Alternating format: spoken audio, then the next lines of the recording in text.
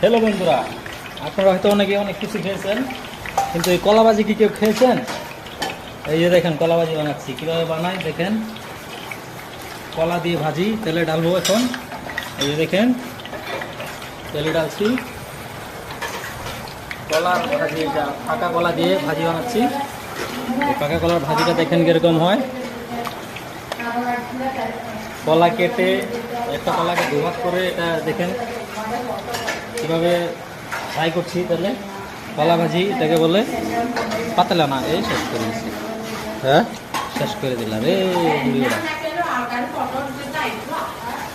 দেখেন কলা ভাজি, ক্যামেরাম্যানটা ভালো না, ক্যামেরাম্যানে কিছু পারে না। ওই যে কলা ভাজিটা দেখাও, এখানে আছে, এখন রয়েছে না। ঠিক আছে তো।